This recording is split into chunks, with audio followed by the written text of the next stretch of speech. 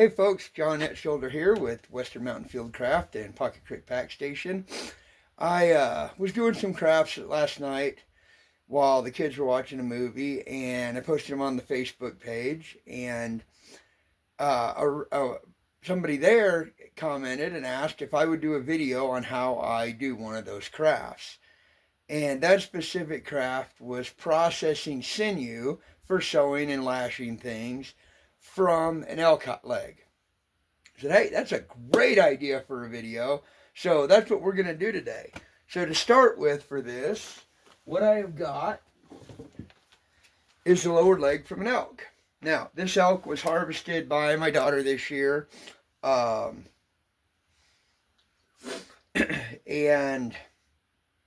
the upper leg is not here because it got cut off, and we harvested the meat off of it and everything. And you see there's 3 pieces of tendon sticking out of this leg. These are actually sinew, but we're going to take the long running sinew off the lower leg right here. Okay? If you've ever hung a deer or something, you can find that tough part right here and run a hole through underneath of it, and then that will hold your deer or an elk or a bison, or if you got something strong enough to lift the bison. That little band right there underneath the skin is the tendon that runs from the knee to the ankle. Okay, so the first thing we have to do is we have to get the skin off. And in this case, I am going to try to take the skin off relatively straight and whole all the way down to the hoof, because my daughter, again, who harvested this elk, has voiced interest in making a dew claw bag, which is an old Mountain Man Indian bag that I think they were generally indigenous, that has the dew claws still on there and the hair on for the front flap of the bag. So in order to make this open out with the dew claws in place, we're going to actually cut this down the front all the way to the split, and then we'll cut it off just above the antlers. Okay, to do that, I'm not going to use anything fancy. I don't have some fancy high dollar skinning knife or anything. I have a simple carbon steel bladed number 8 open L. These are about 20 bucks, and these are the best pocket knives I've ever used, and I've used some high dollar pocket knives. So I am going to start cutting. Oh, I want to do it down the front.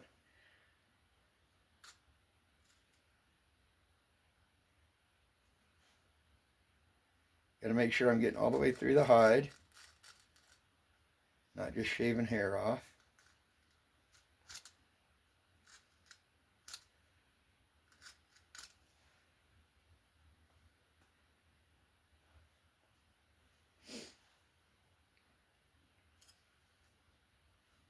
So one problem we're going to have here is that this leg has been hanging in the other shed for over a month now.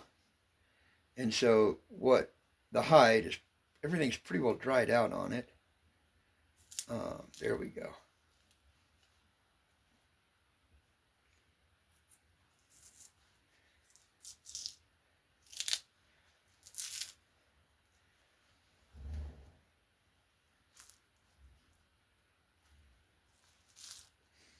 And I'm trying to cut alongside this smaller ligament in front.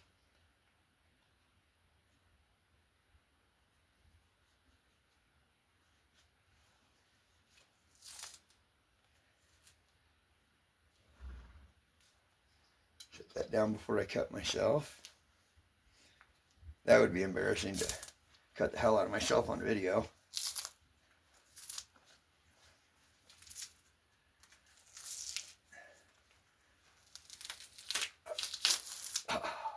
Most of your skinning should not use your knife. Okay, most of your skinning should use the knife just for the very beginning of the cut, to get it cut loose from the skin like I did up here. And then the rest of it we'll use brute strength. But sometimes it'll kind of lock up on you. And so I'm going to come in and I'm going to cut the connective fibers there. I'm not cutting into anything, and I'm certainly not cutting into the hide. Okay, I'm just cutting that little sheath of connective fiber that holds the hide to everything. And you'll see I'm not using a slice or anything. I'm just kind of using a little pressure cut there to make sure that it's separated from it. And then we'll cut down a little bit more, or pull down a little bit more. This might actually be frozen too. It got down in the low 20s last night.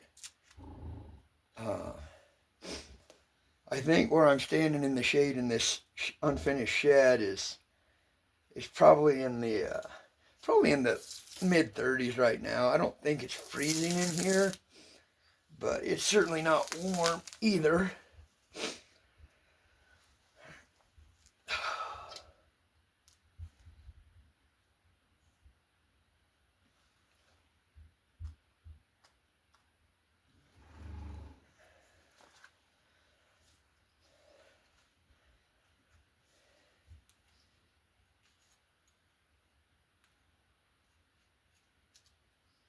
What I want to be sure of when I'm doing this, even especially if I'm skinning something big like the hide itself, that we always use for making buckskin, is that I'm not cutting into the hide, because that will make fleshing it and graining it way, way more difficult, simply because stuff will rip. It'll tear holes in it and everything.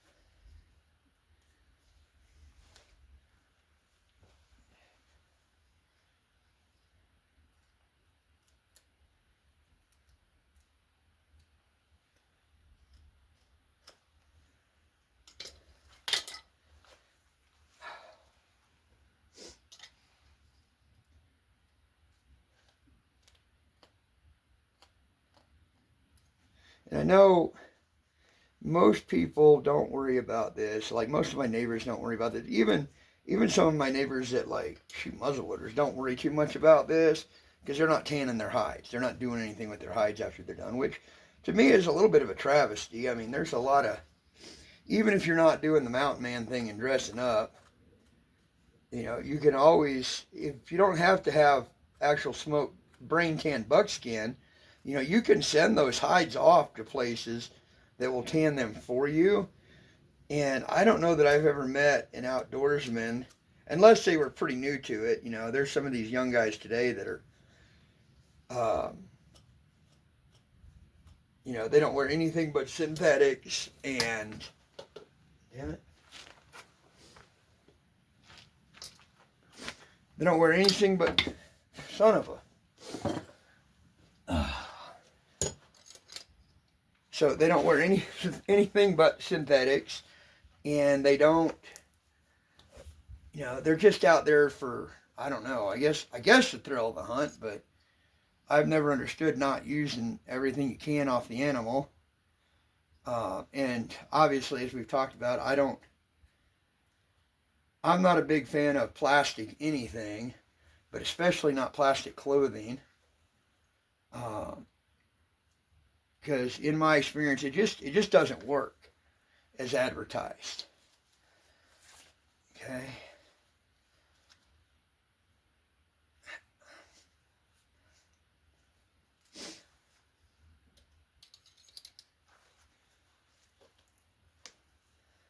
All right, well, I'm not getting that quite as far as I'd hoped.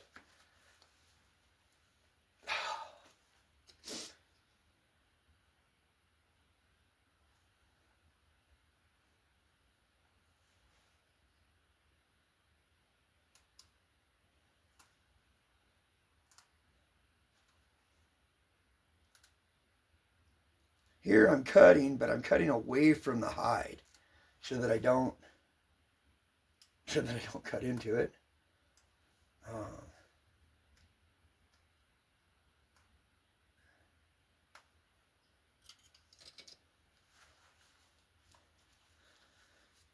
And I think we're far enough down here I can actually take the sinew off without damaging too much of it. So I'm gonna, instead of just taking an hour just to pull the hide off. I'm going to go ahead and cut the sinew out.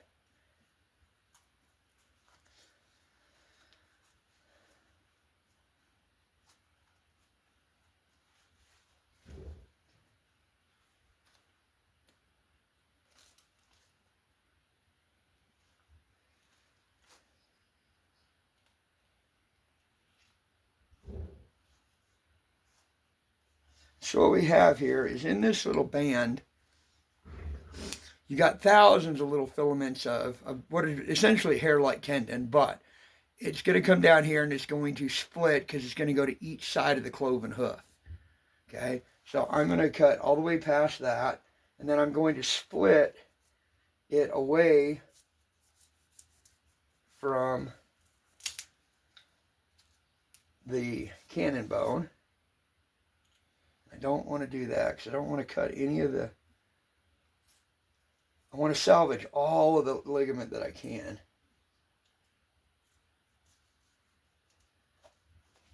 Okay, and we're at the connection to the knee joint. So I'm going to go ahead and cut that off.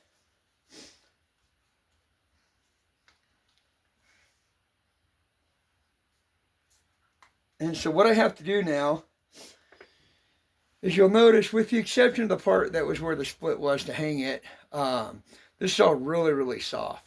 So I can't do anything with this yet. So what I am going to do is I'm going to set this aside. So I'm going to set this up so that it will dry, and it'll dry really hard. And I'll show you what it'll look like here in a second. So then I'm going to take this piece here, and I don't know if I can cut that with my pocket knife or not. So we're going to put that away. I'll pull out a belt knife and see if I can cut it off with a belt knife.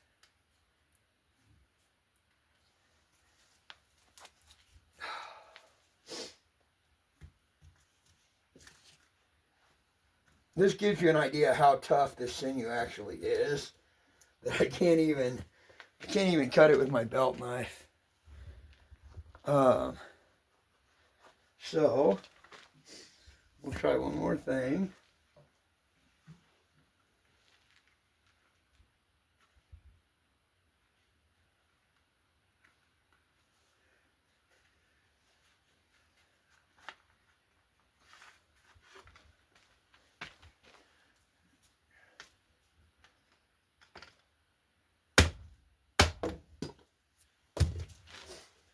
And we have a piece of dried sinew.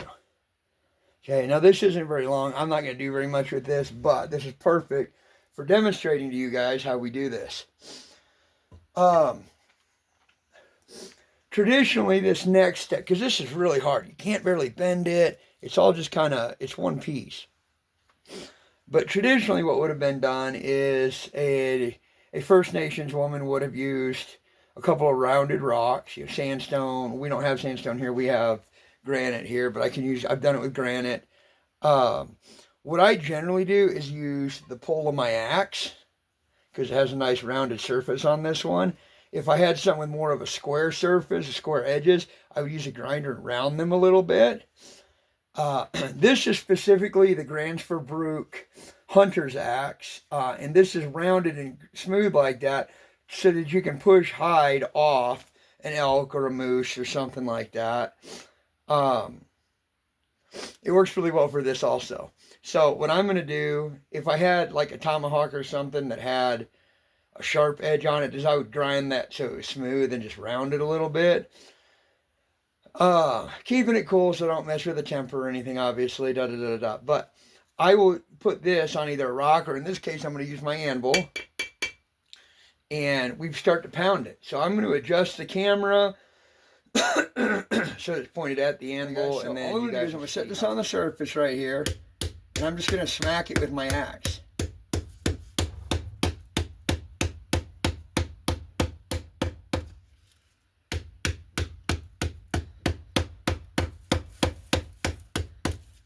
I'm going to hit the other side. I'm going to turn it on edge.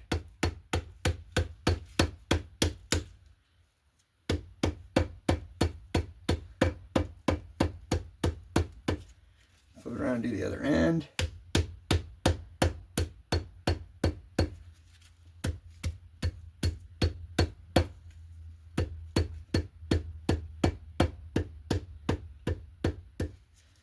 A little bit of meat left on there. So now what we have is we have this tendon that has been pounded pretty thoroughly. And there was a little bit of meat left on one end, but I'm going to peel the sheath material off. There's certainly ligament or tendon in there, but we're going to take this part here because this is what we really want. And I can pound this section again and get more out of there. But this part here is what we want. And you'll see these break down into really fine little threads. Okay. And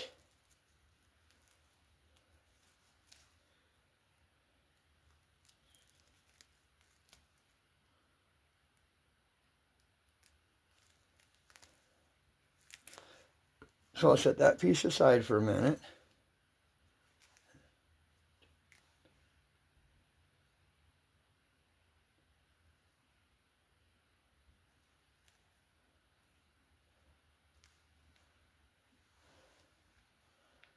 And so what I have is a bunch of little bitty threads.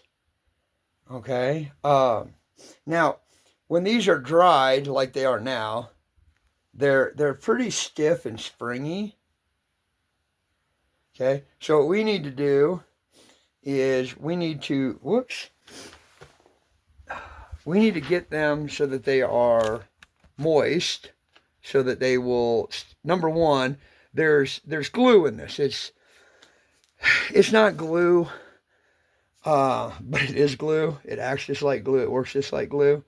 So what we want to do is get a couple pieces that are roughly the same diameter. And you can go down all the way down to like individual fibers. But you don't necessarily have to either. Let's see if I can get those two separated. Yeah, there we go. Now, these aren't very long. These aren't going to be very useful, but I can make them longer. So what I need to do is get them moist.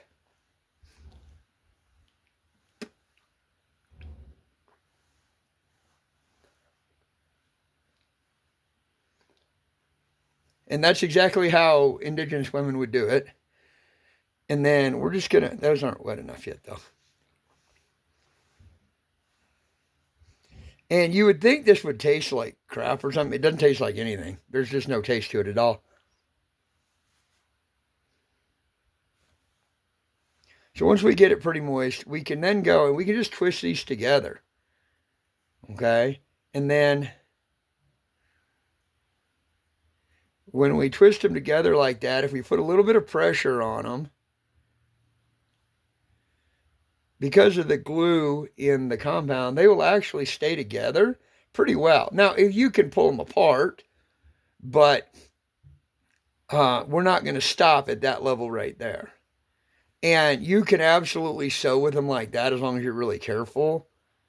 What I generally like to do is once I twist them like this, I kind of want to just set them aside and let them dry like that. Okay, so that they'll stay together. And then they'll dry like that and they'll be together. And then once I have several of those processed where they're the right thickness for what they're the right thickness for what I need, where I need them to be in the process, then I will come back and I will do the simple double twist, reverse double twist that everybody's familiar with if they've done any kind of outdoorsy stuff. And that is we're going to twist it to the right, twist the other one this way, twist it to the right, twist them to the left, twist it to the right, twist them to the left, twist it to the right, twist them to the left, twist it to the right, twist them to the left, and keep going. And these need to be wet to do this, or they're not gonna pattern right. So let's go back and use the one we started on. So I'm going to twist it and twist it the opposite way. I'm going to twist it the opposite way. Twist it the opposite way. Twist it, whoops, got to get the end in there. Twist it the opposite way. And now, because I'm running out there,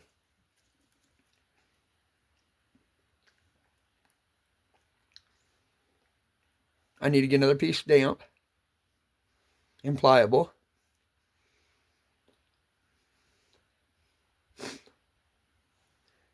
And we'll just incorporate that right in, and we'll start twisting that in with the other one. Oops, I put it on the wrong one. That was silly.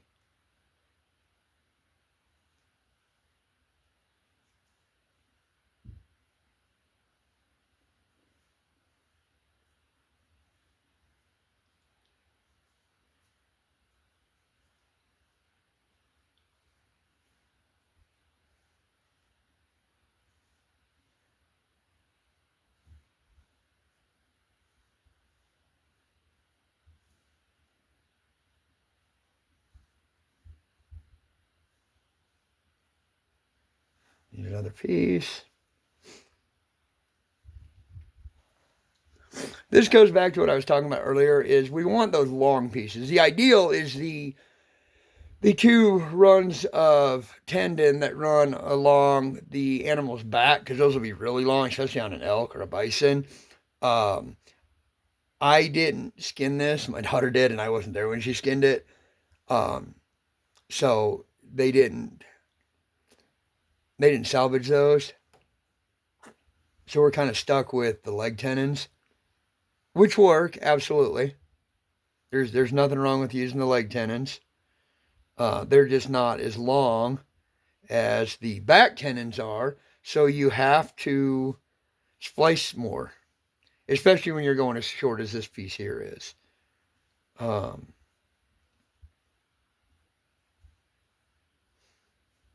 And so now we have the start of a piece of plied twine.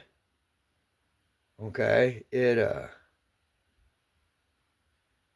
don't know if it'll focus on that or not, but hopefully you guys can see. It looks just like a piece of rope. Okay, and where you've got these little ends sticking out, you can go through after the thing is done, after you've got it the length you need it. You can just cut those right out. Okay, and then they're gone, and they're, you'll have a little bit sticking out, just like on a grass rope. So the thing is with this is probably too big to be sewing anything with, unless you're going to punch holes for it. You're not going to run like you could get this through an awl hole if you had a big enough awl. So what happens is when these dry, they get stiff again. And if you've twisted them like this, you can coil them up pretty tight, but not super tight. And then when you want to sew something with it, you're going to stick all of it but about that much of the end in your mouth, or in a pot of water, whatever you want to do if you don't want to put it in your mouth. But traditionally they would put it in their mouth, okay, and keep it moist. And then this end will stay, because it's dry, it'll stay really stiff. And then that will act just like your needle to go through your awl hole. And then you can feed it and pull the damp parts tight and continue going through there all the way to the end. If you need smaller thread, and again, you're not going to use little short pieces like this generally. You're going to use, the whole full length ones. But you can do the same thing with this. It's just a little bit harder because this is never going to be as stiff as like a needle. You can also, however, if you have a long enough piece, absolutely feed this through the eye of a needle, bend it back on itself, keep everything wet, and sew just like you're sewing with thread. In my experience, this stuff is stronger than, everything's stronger than cotton thread, but this is stronger than linen, waxed linen. I don't know if it's stronger than artificial sinew of the same size or not. I haven't used artificial sinew in years and years and years, probably decades. We had a spool of it laying around the house when I was a kid that I played with a little bit. And then a couple times in my early 20s, I bought small rolls for different projects. When I didn't have access to, when I wasn't hunting a lot because I had other obligations on my time and stuff, I would use that because I didn't have sinew and stuff. But one thing about sinew that's pretty handy for us is, even if you can't get the back sinew, because, like here in Wyoming, you're legally mandated to take the backstrap with you. And so most guys just hack that out of there and pack it out with them, and they don't think about the tendon along the spine. But if even if they do that, it's pretty easy to talk a guy out of the lower legs of his elk or his deer because they're not going to do anything with it. There's no meat on it. You know, everything from the knee down, there's just no meat there, so nobody uses it. So if you can go, maybe you go to a butcher shop or a local meat processor, maybe you just call up all your friends that hunt, you know, even beyond your own hunting. You're like, hey, I need your lower legs off your elk and deer. And they'll be like, oh, okay, what are you doing? If you don't want to tell them you're making sinew, tell them you're making soup bones for the dogs. I mean, not soup bones, but you're going to give them to the dogs. That might be a bad idea because they might be like, oh, that's a good idea. I'm going to give them to my dog. But there are, I've never sat down and counted them. I shouldn't throw out an actual number there, but there are hundreds, if not thousands, of individual threads in one leg tendon. Okay, I'm gonna pound this end here a little bit so I can finish breaking these up.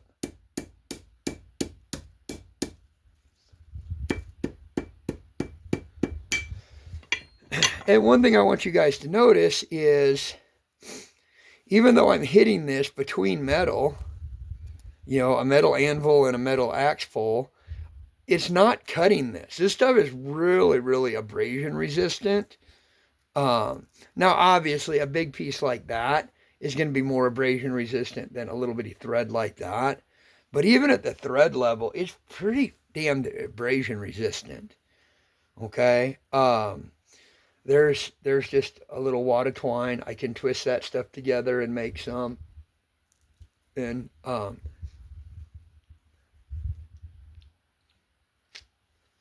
if I get it a little damp, I can twist it a little bit tighter. And then if I twist it a little tighter than I need it, then when it relaxes a little bit, it'll stay the tightness that I need it. And now I've got a longer piece of twine. The obvious use for sinew. So, the obvious use for sinew that most people think of when they think of it is sewing. And it is absolutely valid for that. I don't generally sew my projects with sinew, just because the manufacturing process is so time consuming. You know, processing it down is quick. You just saw that. It takes, 20 minutes, if that. But then when you start twisting it together and making thread and stuff out of it, it gets pretty time consuming. And so for me, most of my leather projects are sewn with waxed linen thread and a glover's needle. What I do use sinew for is when I'm processing a hide after I've soaked it in the brain. Before I start stretching it, is I will actually sew it up with sinew, because that's going to have roughly the same tensile strength and amount of stretch as the fibers in the hide itself, so that I can not worry that I'm going to have puckers or anything like that in the hide.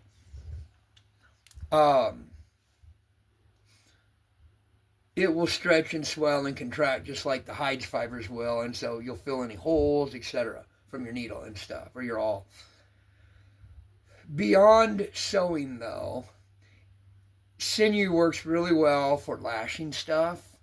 It works really well for making snares if you're in a situation where you don't have steel cable snares for some reason because you really, really messed up.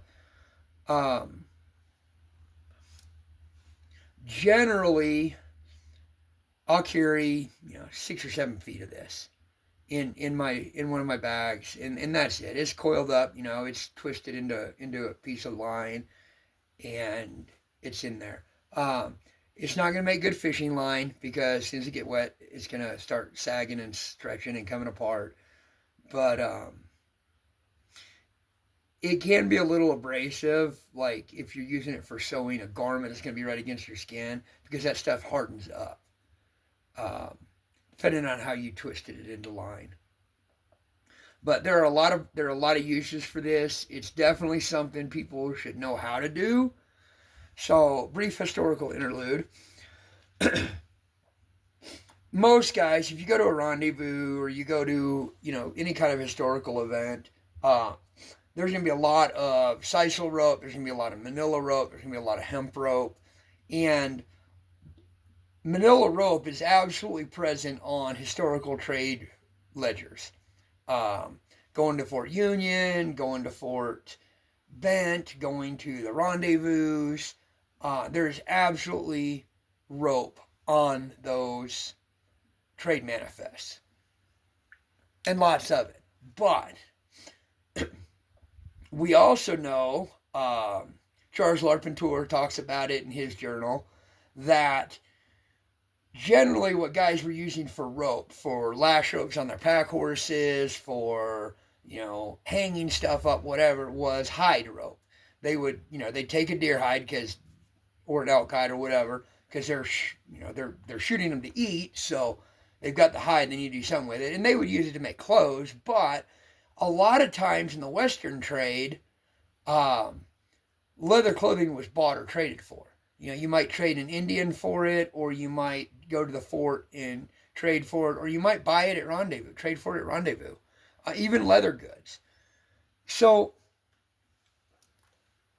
the biggest thing that guys would sew themselves would be moccasins, because moccasins are a disposable item. And so I kind of lost my train of thought there for a minute. But, rope. Generally what guys would do, instead of using this expensive manila rope that came from back east, is they would cut a big long, spiral of hide, just like we do today, and then they would twist it together into a rope, and they would use that for rope. If you take raw hide that's cut into a lace, and then you treat it with fat or oil, it's no longer technically rawhide at that point, because it's no longer raw, it's been treated with oil, but it's still called rawhide lace. Those will make a really, really strong rope that will stay relatively flexible because of the oil in it, because it's essentially tanned leather at that point. And so guys would use that for rope. Okay. I don't know how common sewing with sinew was for white guys. I'm assuming it was pretty rare. For the indigenous women who sewed, and a lot of guys would trade stuff from Indians. I assume, and we all know what assumption does, that as soon as they could trade for linen thread, a lot of them quit making sinew thread and switched to linen thread, probably except for ceremonial uses. I would have to look a lot closer at some of the extant period moccasins and garments and stuff that are out there at different museums to know for sure. And one of the problems with that is, again, moccasins are disposable, and they don't last very long. So the problem that we have is most of the indigenous sewn garments that we have access to in museums are from the 1870s, 1880s, going into the reservation period. And we know that material choices changed then simply because of lack of access. If you're on the reservation because the buffalo herds are gone, you're not using buffalo tendon to make sinew. You're going to switch to, whatever the trader brings, the sutler brings, which is generally going to be linen thread or cotton thread. But this stuff does work, and it works really, really well. I've actually got a pretty nice little piece of lace going there. Whoops. I'm going to stab myself in the foot when I drop that knife again. Trying to get another piece of sinew off here just to play with.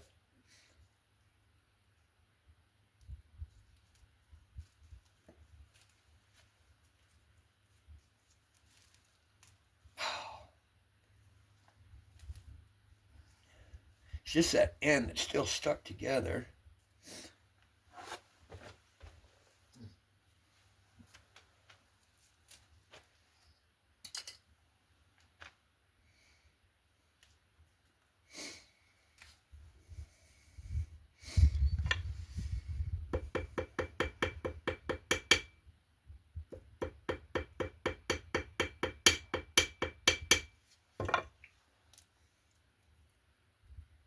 there we go. Now we're cooking with lard. Um,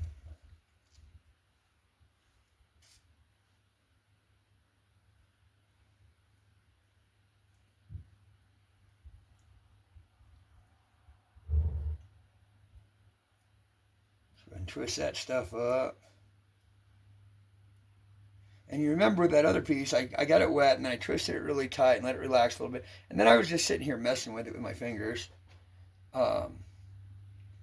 Just continually twisting it and trying to make it tighter and keep it twisted. And we're basically shaping it at this point. We're molding it to the twist that we want. And I can then untwist a little bit of that, untwist a little bit of this, and just kind of mix them together in there.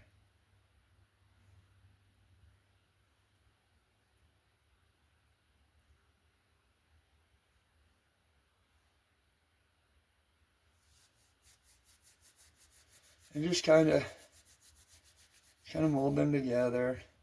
And now I have, well, it's going to come apart because I didn't twist it very far and I didn't let it dry. So let me redo that part.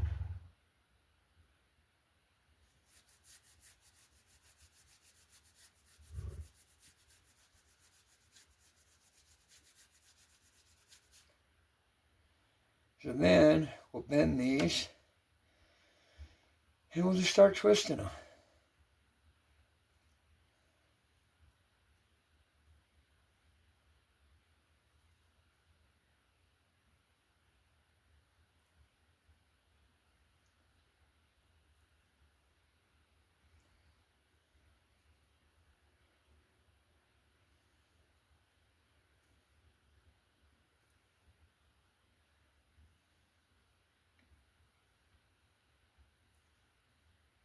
When I get close to the end, I'll take another little chunk here.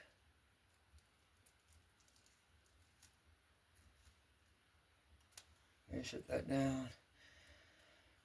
I'm not going to put this one in my mouth because it just fell on the floor in here. But